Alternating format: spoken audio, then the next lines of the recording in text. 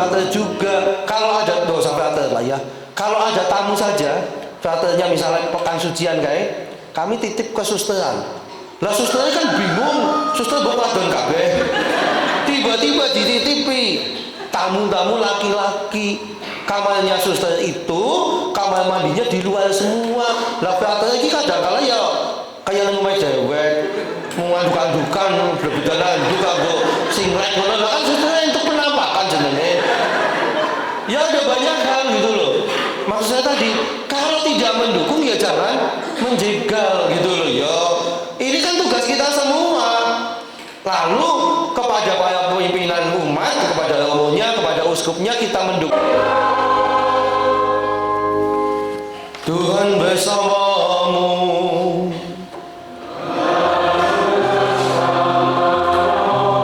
Inilah Injil suci menurut Matius.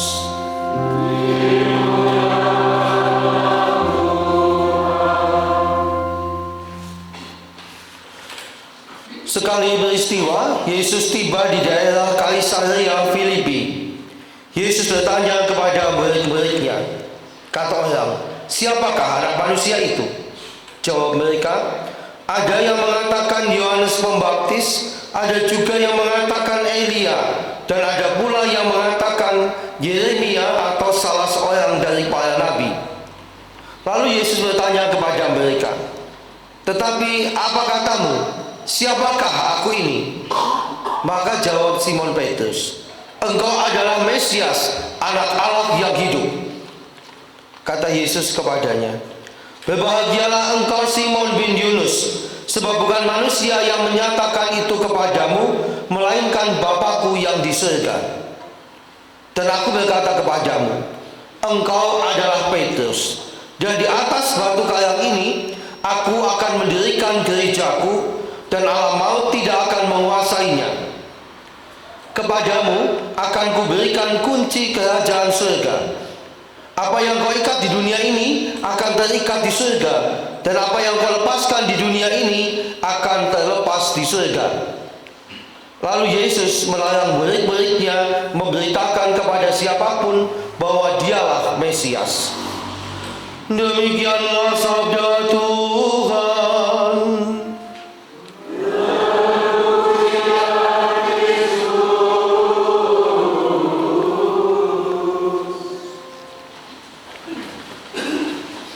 Bapak Ibu, para saudara sekalian yang terkasih,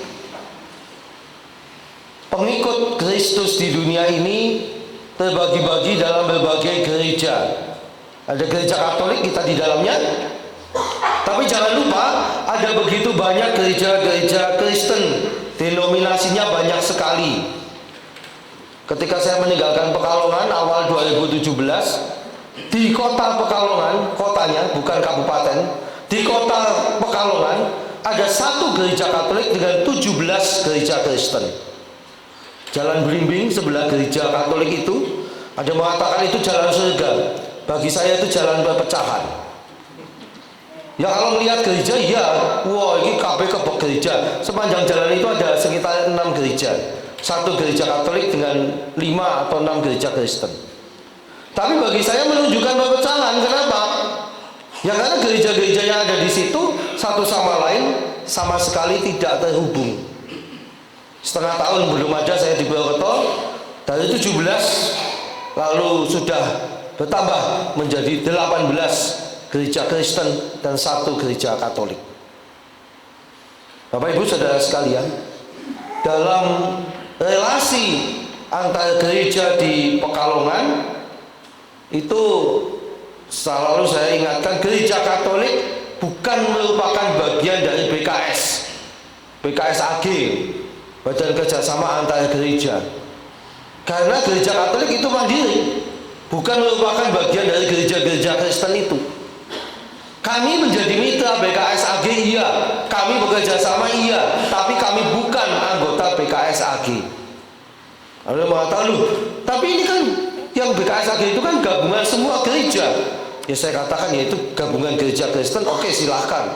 Sama seperti PGI, PGDI itu ya, Persatuan Gereja-Gereja Indonesia.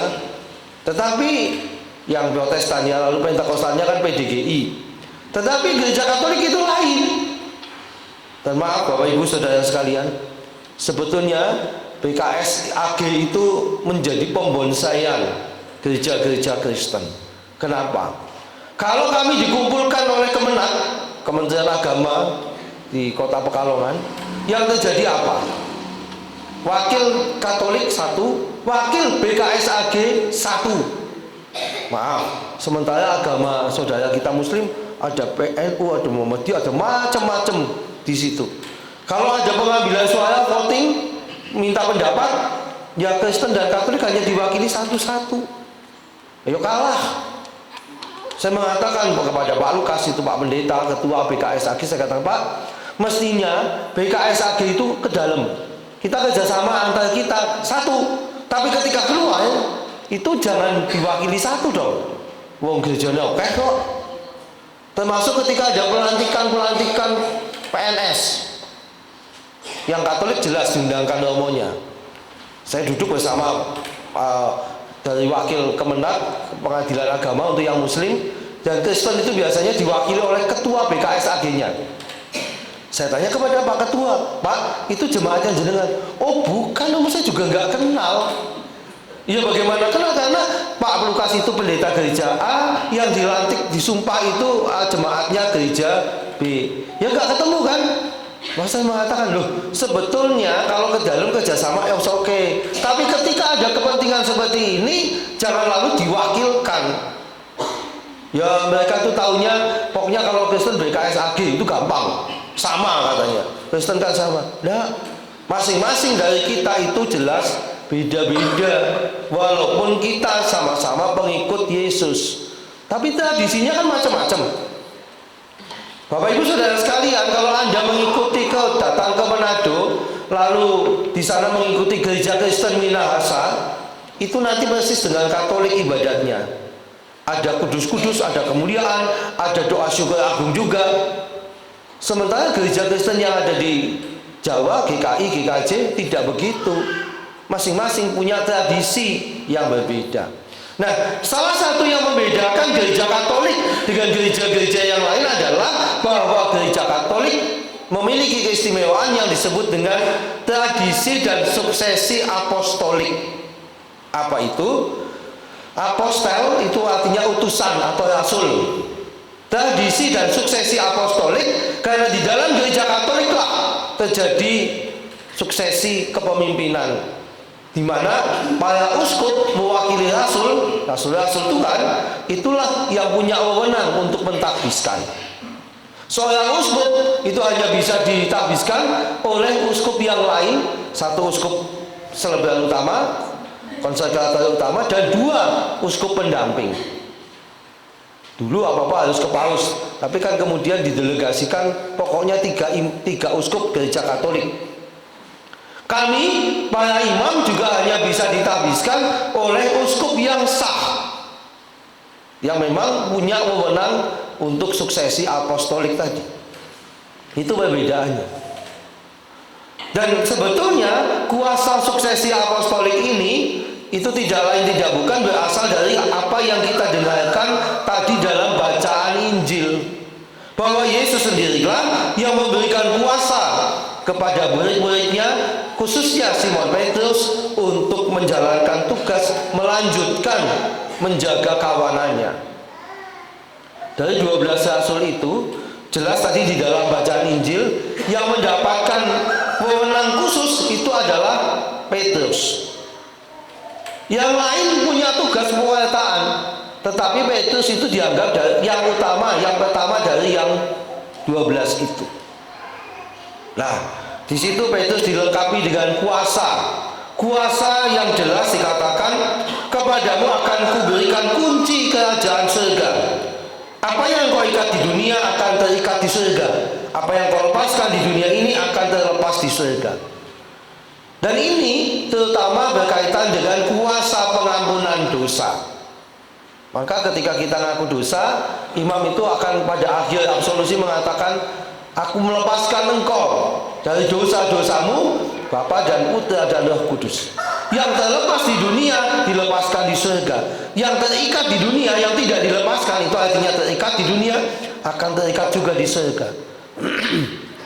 Bapak Ibu, para saudara sekalian, kalau kita melihat lukisan-lukisan, salah satunya seperti ini, digambarkan ketika Yesus menyerahkan kunci kepada Simon Petrus. Di sana digambarkan ada 2 kunci. Atau ketika kita melihat simbol Vatikan, itu jelas ada tiara paus, mahkota bersusun 3, dan kemudian ada 2 kunci. Satu kunci warnanya emas, satu warnanya perak. Ada yang tanya, kok mesti beda warna? Iya, yang emas itu melambangkan surga, dan yang perak itu melambangkan dunia. Kedua-duanya diserahkan kepada Simon Petrus. Apa yang dilakukan oleh Simon Petrus, kuasanya ini dilanjutkan oleh paus sebagai penerus atau pengganti Petrus. Maka sebetulnya kalau kita melihat, tradisi ini sudah ada sejak zaman Yesus, dilanjutkan sampai saat ini. Tradisi apostolik itu bukan buatan gereja. Tradisi ini sudah ada sejak zaman Yesus, ketika Yesus memberikan kuasanya kepada Simon Petrus. Nah, kemudian para uskup melanjutkan tugas dari Simon Petrus ini bersama ke-12 rasul. Uskup dibantu para imamnya. Imam-imam itu mendapatkan kuasa dari uskupnya. Dalam tradisi gereja Katolik, tahbisan itu, imamat itu sebetulnya 3 tingkat. Imamat tingkat pertama adalah uskup yang memiliki kepenuhan imamat. Imamat tingkat kedua adalah para imam. Imamat tingkat ketiga adalah diakon, bukan diakon, diakon. Ada 3. Kalau nanti Bapak Ibu ada yang ikut pentahbisan tanggal 27 September yang akan datang, di dalam doa tahbisan uskup akan mengatakan mereka kok angkat dalam jabatan imamat tingkat kedua, supaya bekerja sama dengan para uskup untuk mewartakan Injil. Para imam diangkat dalam imamat tingkat kedua. Nah, saudara sekalian, kepada mereka, karena ini adalah teman-teman kerja uskup, kolaborator uskup, maka mereka juga mendapatkan wewenang seperti yang diberikan oleh uskup. Tetapi tidak ada imam yang independen. Tidak ada. Imam-imam itu harus terikat pada salah satu keuskupan atau kongregasi ordo tarekat. Jadi tidak bisa ada imam kok independen gitu, tidak ada. Imam mendirikan gereja Katolik sendiri, nggak boleh. Karena imam-imam harus ada di dalam kesatuan dengan para uskup yang memiliki kepenuhan imamat pada tingkat pertama. Saudara sekalian, tadi dari 12 rasul itu, yang secara khusus diangkat oleh Yesus itu hanya Simon Petrus. Tetapi itu tidak berarti bahwa rasul-rasul yang lain itu tidak mendapatkan tugas. 11 rasul yang lain, nanti Yudas diganti oleh Matias itu juga tetap mendapatkan tugas dalam kesatuan dengan Petrus sebagai yang pertama di antara ke-12-an itu. Nah, dalam gereja sampai saat ini itu masih tetap berlangsung. Uskup mewakili Petrus memiliki kepenuhan kuasa imamat. Tetapi tidak berarti bahwa para imam tidak mendapatkan tugas. Imam dan diakon itu masing-masing mendapatkan tugasnya. Nanti tanggal 8 September itu kalau jadi di Keuskupan Bandung akan ada tahbisan imam. Calonnya semula 4. Kemudian beberapa waktu yang lalu Bapak Uskup hanya meloloskan 3 untuk mengikuti retret menjelang tahbisan. 3 ini pun nanti wawancara lagi dengan Bapak Uskup. Bapak Uskup akan menentukan apakah yang 3 itu maju semua atau tidak. Lalu kemarin mereka cerita yang 3 ini. Yang 1 kan ditunda, statusnya diakon kan, karena mereka 4-4-nya diakon. Yang 3 diizinkan retret, yang 1 tidak. Ini ditunda. Nah, yang 3 pun nanti diseleksi lagi. Tapi nanti pada saat pentahbisan imam, 3 temannya ini yang akan membacakan Injil, tugas membaca Injil adalah temannya sendiri yang kebetulan ditunda. Ada yang bertanya, gimana ya rasanya, gimana perasaannya?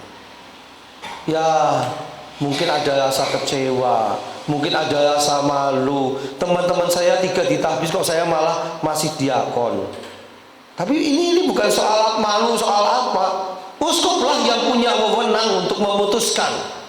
Dan kenapa diakon tadi disuruh baca Injil? Bukan untuk mempermalukan. Tugas diakon salah satunya adalah membacakan Injil. Jadi sebetulnya yang punya hak membaca Injil adalah imam dan diakon. Frater top itu sebetulnya belum baca Injil, apalagi khotbah. Tugas diakon adalah membacakan Injil dan membawakan homili. Maka kalaupun dia ditunjuk bukan karena temannya yang 3 ini teman angkatannya, bukan, tapi karena memang itulah tugasnya. Masing-masing punya tugas. Bukan hanya diakon.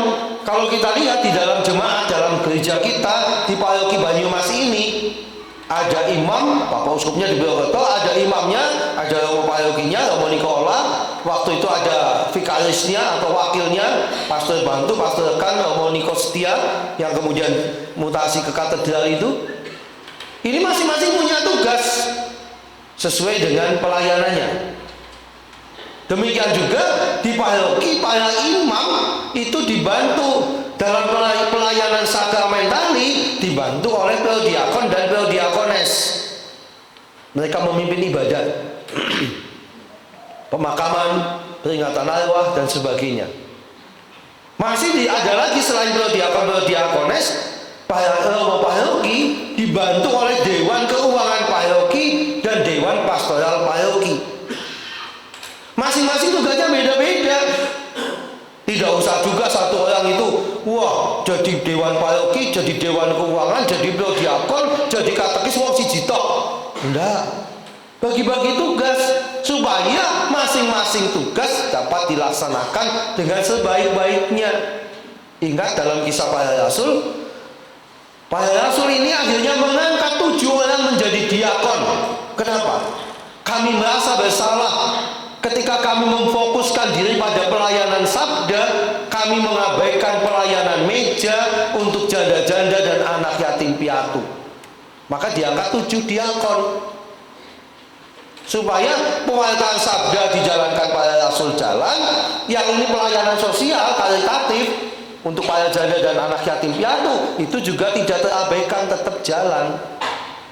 Nah, di situ tampak masing-masing kita sebetulnya punya peranan yang mesti dijalankan dengan sebaik-baiknya.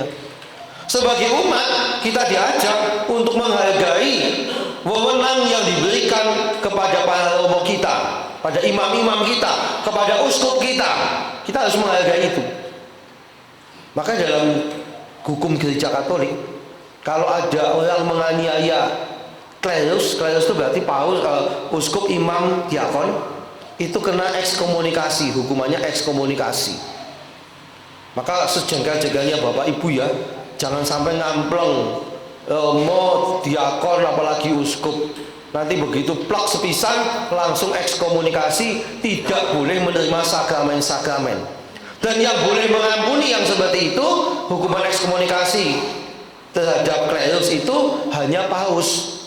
Jadi kalau Bapak Ibu emosi ngampleng-pleng mau Niko dikaplok ono ya, itu nanti pengakuan dosanya ke paus sana. Uskupnya nggak berwenang melepaskan gitu ya.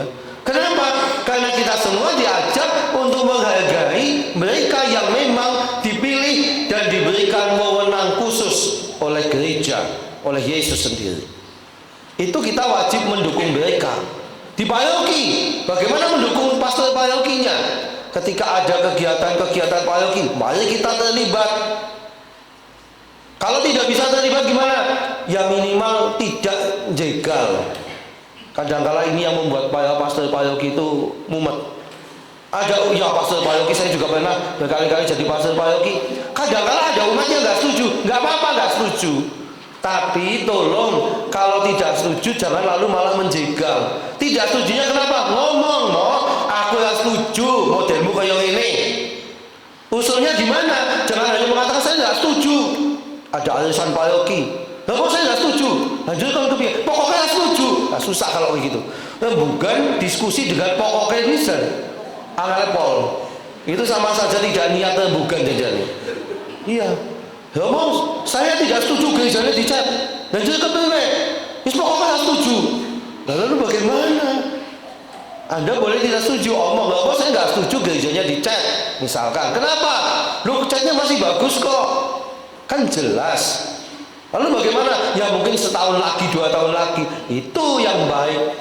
Jangan sudah tidak setuju malah jegali. Ngomong saya nggak setuju, terus gimana? Pokoknya nggak setuju.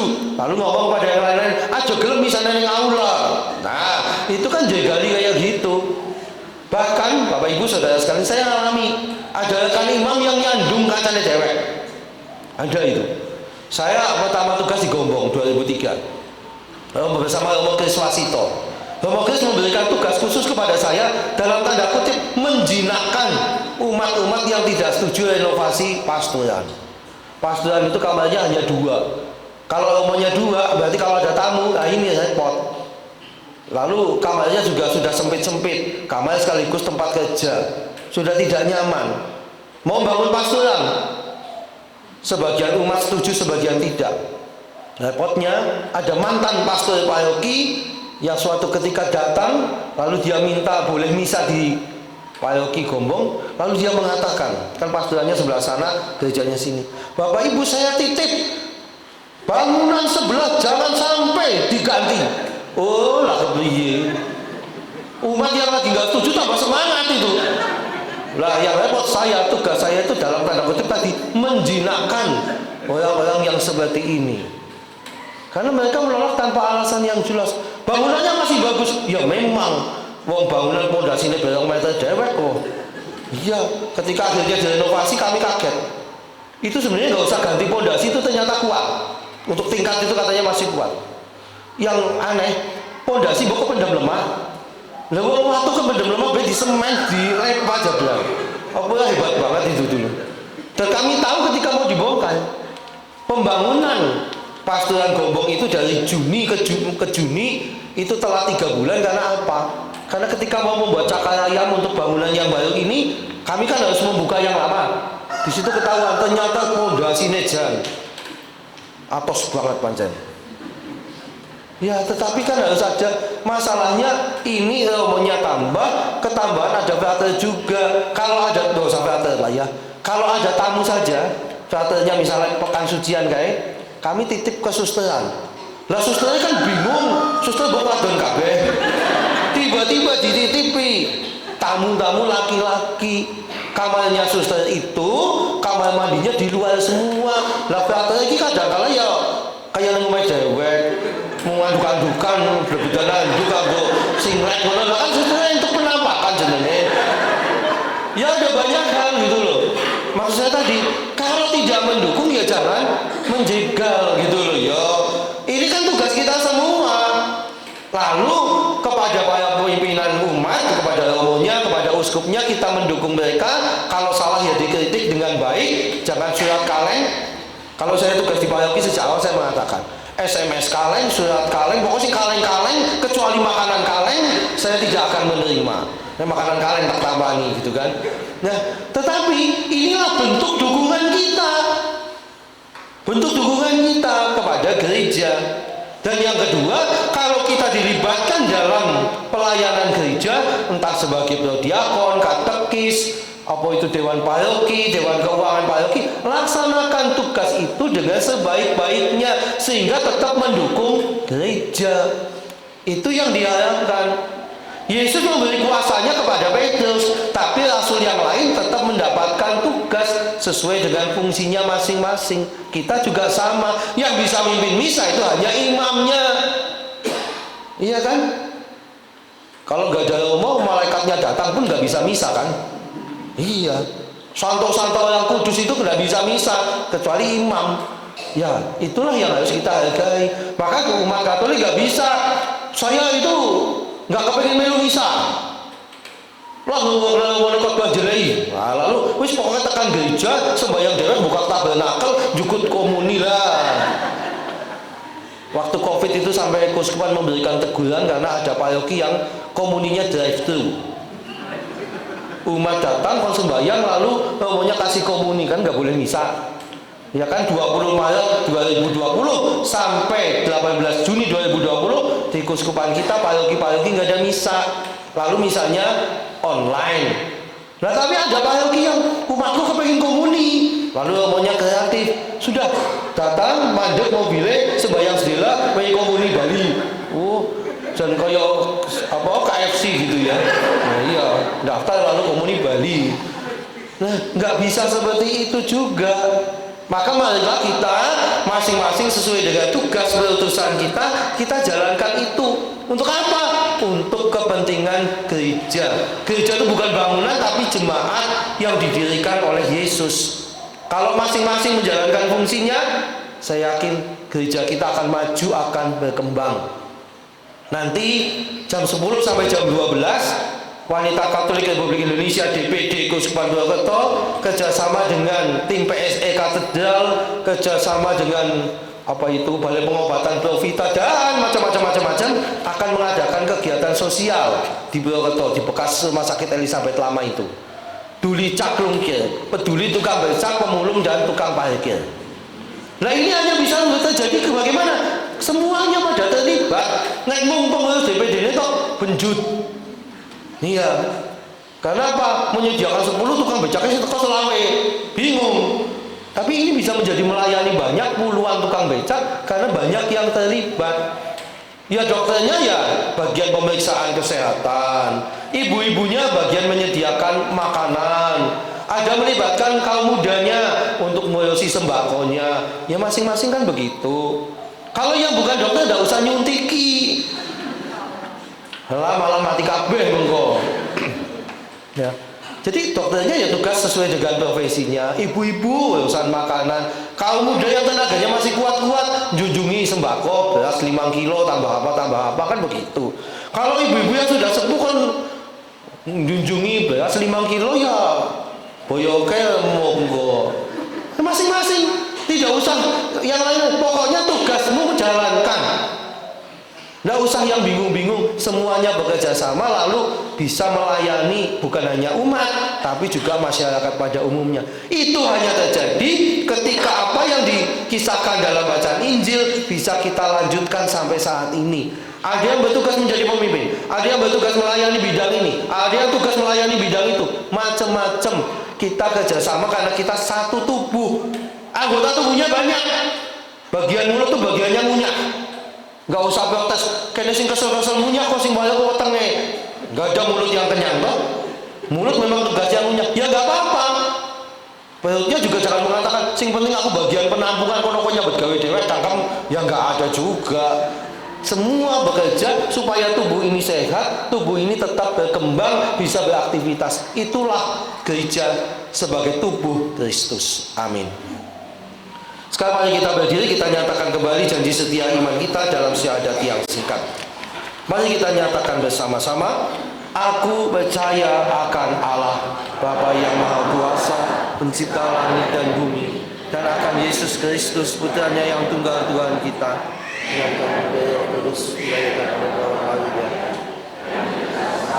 dalam pemerintahan Pontius Pilatus, disalibkan, wafat dan dimakamkan, yang turun ke tempat penantian, pada hari ketiga bangkit dari antara orang mati, yang naik ke surga, duduk di sebelah kanan Allah Bapa yang Maha Kuasa. Situ ia akan datang mengadili orang yang hidup dan yang mati. Aku percaya akan Roh Kudus, Gereja Katolik yang kudus, persekutuan para kudus, pengampunan dosa, kebangkitan badan, kehidupan kekal. Doa umat. Saudara sekalian yang terkasih, Tuhan mengajak kita hidup rukun dan saling mencinta, saling bekerja sama satu sama lain. Mengingat ajakannya itu, marilah sekarang kita berdoa kepada Bapa kita dengan bersama-sama kita berkata, Tuhan dengarkanlah umat-Mu. Tuhan dengarkanlah umat-Mu. Semoga Allah meneguhkan para imamnya dalam iman dan panggilan mereka, agar mereka semakin menyadari tanggung jawab mereka serta menjadi orang-orang yang berdoa. Marilah kita mohon. Tuhan dengarkanlah umat-Mu.